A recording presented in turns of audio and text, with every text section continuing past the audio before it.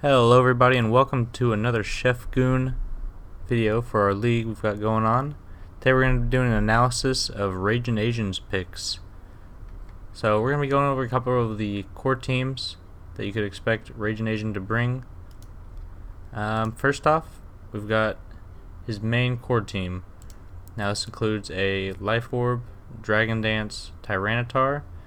The big advantage with this set is that you really get to show off pretty much your main pick. Raging Asian's first pick of the draft was Tyranitar, as you saw in the original picks video. So with Crunch and Stone Edge, those are going to be his two main stab attacks. Dragon Dance will give him +1 attack and speed, so if he wants to be able to outspeed most of the mons, he's going to have to get 2 up. The final attack is going to be Fire Punch. Another option is Earthquake, something along those lines, maybe Ice Punch instead. It all depends on what he's expecting to be going against. For EVs, we're doing Adamant, Max Attack, Max Speed. This is because you want to hit as hard as you can if you can't get the Dragon Dance up for some reason. And you want those Dragon Dances to actually be increasing something instead of like the 158 that it would normally have. So 221 times 1.5 is going to be worth a lot more than 158 times 1.5. Next up, we've got a physically defensive Ferrothorn. So Rocky Helmet, along with the Iron Barbs, is going to really dissuade your opponent from going for any physical attacks against this thing. With the max HP, max defense, it's going to be able to bulk up most hits that people go for. It's weak to fire and fighting, I believe mainly. It might have some other weaknesses, but those are the big ones, and those are common attacks on most mons. But with these EVs, it's going to live most attacks, I believe. Fire Punch, it's probably not going to take so well, but or a Flare Blitz. But I think that these are going to be the best options for this team here. We are going minus speed nature. It's very slow already, so that's not a big deal, but it's going to increase the Gyro Ball damage even more. We're going spikes and leech seed. Mainly spikes because the Runerigus on the team does have stealth rocks, which we'll get to in a minute. Leech seed is going to allow it to heal up quite a bit. Protect, you can scout for what your opponent's going for, as well as get some additional healing from that leech seed. Next up, we have a specially defensive Togekiss, running leftovers to get some additional healing. This is that old school annoying set with the Air/Thunder Wave. So Thunder Wave, paralyze your opponent. There's a chance that it can be fully paralyzed. Air Slash gets boosted up to a 60% chance to flinch the target because of its Serene Grace ability. Now, these two combined means your opponent has probably around a 20% chance to be able to get anything off. Wish and Protect to allow you to stall out a little bit more and to heal back up to full, or get one of your other mons back in that don't have healing on their own. For the EVs, max HP, max special defense, and this is just going to maximize the amount of bulk that it can take from a special hit. Next we have a Choice Scarf Noivern. Most of Raging Asian's team is pretty slow, so Noivern is going to be his most common Choice Scarfer, I believe, with max special attack and max speed. Allows you to get up to a nice 379 times 1.5. It's pretty quick, 123 base. There's not many things in the game that are faster than it. Draco Meteor, biggest stab move that it can go for. 130 base times 1.5 from that stab. It's going to be hitting for a huge chunk. Going for Flamethrower, the other option is if you wanted to go for a Heat Wave or Focus Blast, something like that, just to be able to hit certain mons. All depends on who he's going against. U-Turn gets the nice priority, so he can maybe see a chance to get the Tyranitar set up, go for the U-Turn, and Tyranitar's in while your opponent goes for like a Stealth Rock or something like that. Hurricane is his other stab move. 70% accuracy is not great. It does have a 100% accuracy in the rain though, so maybe when he's going against Baldur that one week, he can bring a Hurricane Noivern and really put in some extra damage with it. Next up, we have the Golisopod with a choice band. Now it has 3 priority attacks here, and really you just want to bring it in. First impression an opponent with a choice band. It's going to hit for a huge chunk of damage. Other than that, Aqua Jet, Sucker Punch, both just different attack types, so he can get the priority attack that he needs. Liquidation is going to be his last option. It's going to be if he just needs to go for a big hit and he doesn't want to swap out Golisopod afterwards. For the EVs, we're going max HP, max attack. This is mainly because it does have all these priority attacks, so you don't need to raise your speed that much. It's only 40 base anyway, so having speed is not going to matter that often. Finally, for the team, we have a specially defensive Runerigus. This is to complement the Ferrothorn. Their weaknesses aren't very similar. I don't think any of them at all, actually. So maybe the Ferrothorn's about to get a fighting attack, you can switch in Runerigus and it doesn't get hit at all. Leftovers so that he can heal up. And it does have the interesting ability of Wandering Spirit. Means that if he gets hit by an attack, they're going to swap abilities. And this does not change out even if your opponent switches, which is really interesting for an ability because nothing like that really exists in the game right now.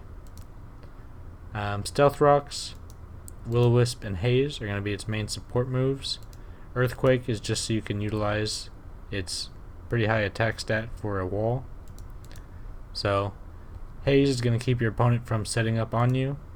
Will-O-Wisp is there to shut down any physical attackers. And Stealth Rock's just a great move so that you can get that out and kind of just leave it and forget about it. Earthquake is going to be better than like what's he have for a shot or a ghost attack?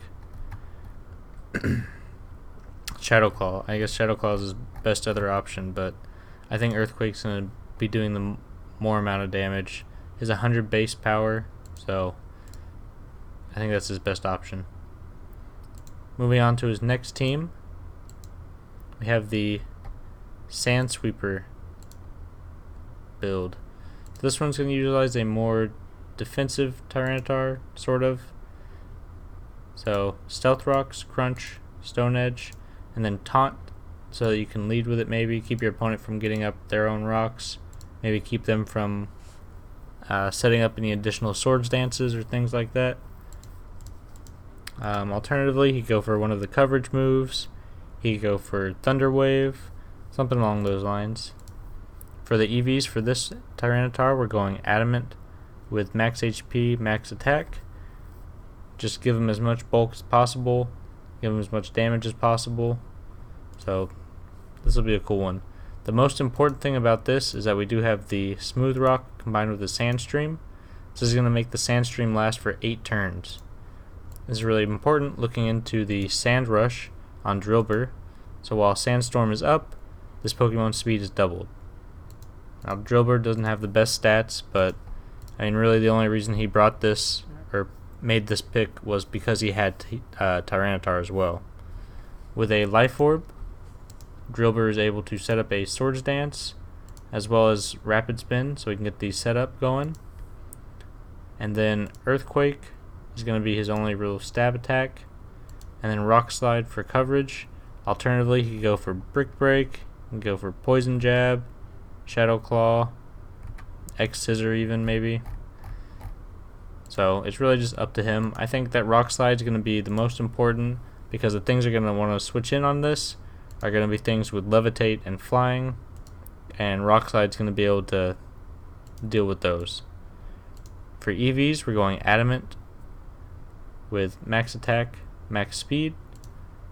When in the sand, this 235 is going to be doubled, so it's going to go up to 470, which there's nothing in the game that is naturally faster than that. So if he maybe is worried about like a Dragapult Scarf or something like that, he could go for a Rapid Spin on his first turn. That's also going to get doubled from the Sand Rush. So then that speed's going to be insane. It's going to be around 600 or something like that. Probably more actually, because 235 times 1.5 is what, 3, let's say like 350-ish. Probably like 337. No. Yeah, like 347. And then times that by 2. Yeah, it's going to have around 700 speed, so that's pretty insane. Now, Swords Dance is basically so that this thing can actually do damage. It has 85, which is respectable, but it's not any like crazy, like 100 or anything like that. Like, it's not what you would expect from a sweeper. So it does kind of need the Swords Dance to do anything, but I think that this will be a good option for him for a build. Next, we have a leftovers specially or physically defensive Ferrothorn.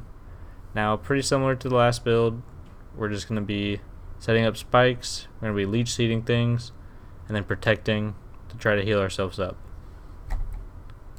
Next, we've got a setup Frostmoth.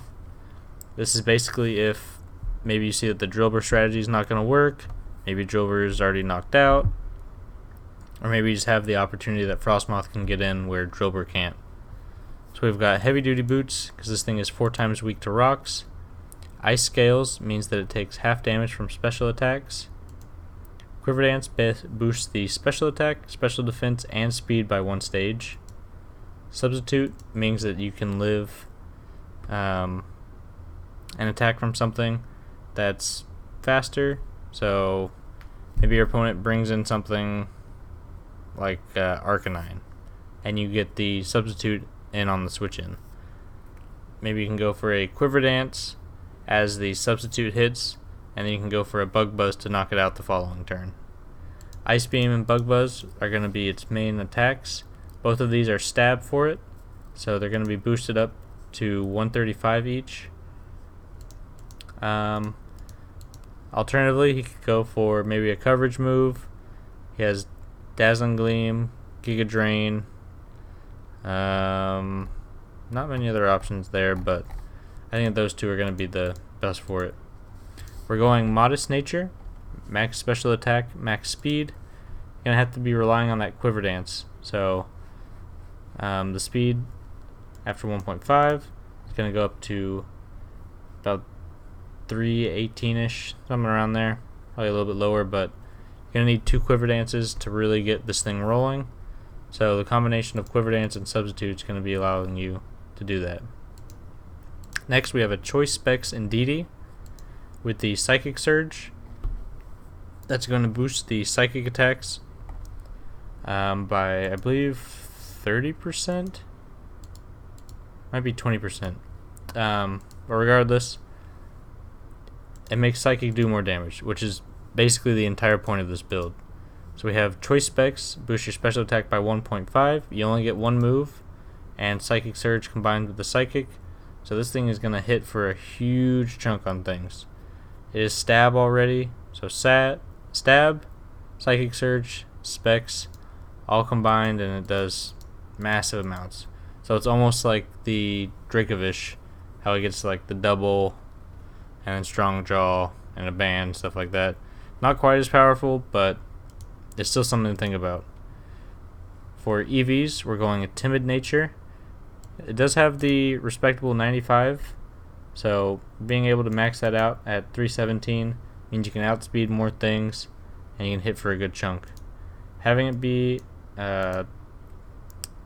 timid instead of modest, it's a 30-point difference, so really getting that extra speed is going to be the biggest change here. Finally, we have a Choice Scarf Togekiss. This is just because the team doesn't have the greatest speed tiers, other than the Drillbur once it gets the Sand Rush going. But this is basically just to bring in, get a revenge kill on something, and then get into one of your tanks and try to set up for your next sweeper.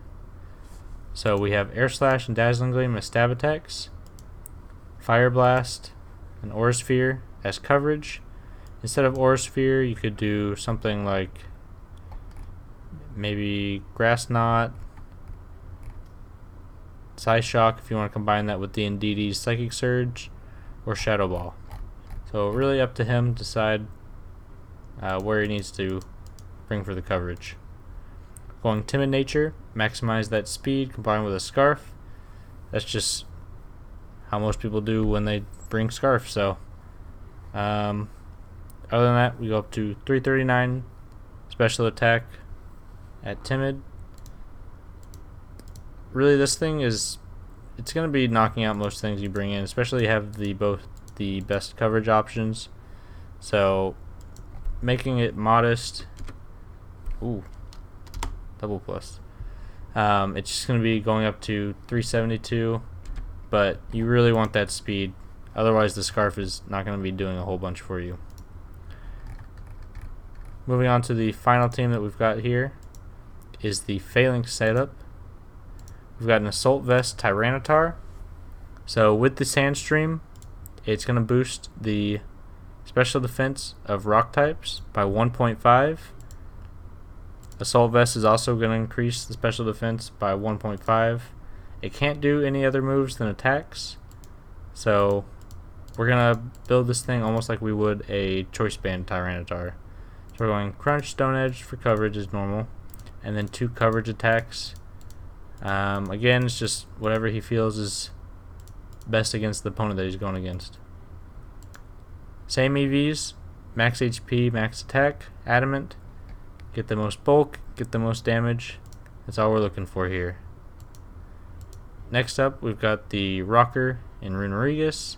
Same build as before, physically defensive, leftovers to heal, stealth rocks to set up, to break any sashes for the Phalanx later on, Earthquake for damage, Haze keeps your opponent from setting up, and Will-O-Wisp stops those physical attackers. Now, this is a very interesting Ferrothorn build. You don't see it very often. Choice Band Ferrothorn. It does have a 94 base attack, so that's pretty good for a wall. It has a bunch of bulk built into it already. So we're just going max HP, or almost max HP, and max attack. This 248 HP is to get the Ferrothorn at a odd number. This isn't the normal Ferrothorn that uses Leech Seed, because with that one you would go up to 252 so you could get the most amount of healing each time. But for this one, we're just bringing this in, tanking a hit, and then dealing damage. Now, Gyro Ball and Power Whip are the obvious stab attacks. Gyro Ball does a massive amount because this thing is very slow. Power Whip, just the largest damage that this thing can go for. Knockoff is good coverage, as well as being able to knock away your opponent's item. So maybe your opponent brings in maybe their own tank, and you get to knock off a leftovers, and suddenly it's not a counter to the surprised Choice Band Ferrothorn. And Shadow Claw here just for the coverage. Alternatively, he could go maybe Poison Jab or Body Press. Body Press is not going to be quite as good on this build though, because it is boosting its attack instead of defense. So pretty much what he needs. Finally, the main thing of this build, of this entire team, is Phalanx. Now we're using the Defiant ability.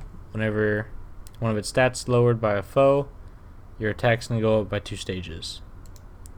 Focus Sash means that you can get off your no retreat, and then you can hopefully knock them out afterwards. So no retreat raises all your stats by 1 stage, and then you can't switch out. So once he brings in the Phalanx, like, that's where it's going to have to stay. So you're going to try to knock out as many things as possible with this guy. We're going close combat for the most amount of damage. It's got the stab bonus, 120 base. So with stab, it goes up to 180. And then 2 coverage moves. I believe Iron Head and Megahorn are going to be his best options. Iron Head's going to allow him to take out those fairy types that try to switch in on the close combats. And Megahorn is going to deal with any psychic types, maybe bulky grass types, things like that. And it has a high base power. So next we're going on to the EVs. We're going Adamant Nature, max attack, max speed. If he wants for this, he could go Jolly, but I kind of feel that with this being your pretty much the one-way ticket. You want to go adamant because you're getting that speed boost anyway from the no retreat. So I think you want this thing to just deal as much damage as it can to be able to knock out as many things as possible. Next we have a support Frostmoth build.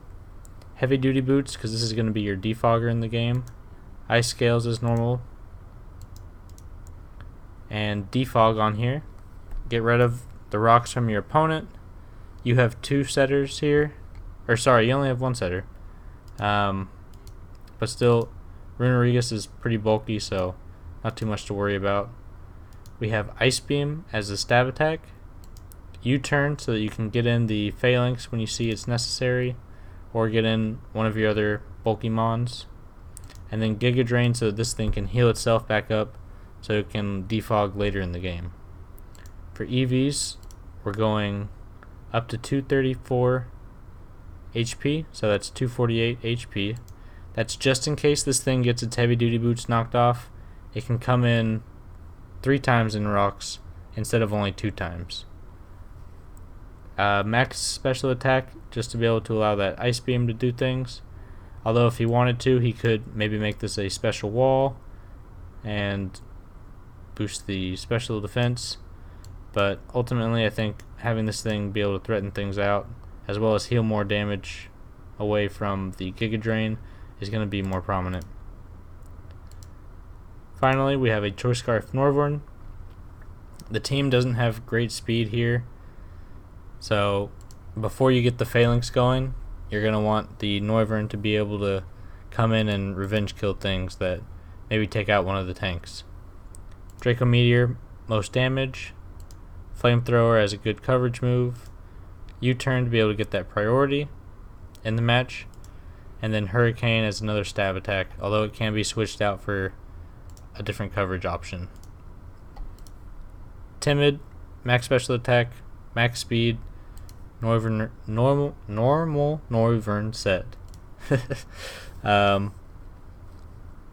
is just what you normally see for a Noivern, so I think that it works well here, and we'll see how it goes. Anyway guys, thanks for checking this video out. Hopefully everything goes well with the draft. I wish everybody a great day, and if you haven't already, hit that subscribe button, hit the notifications. We got a lot more videos coming out for you soon, so stay tuned.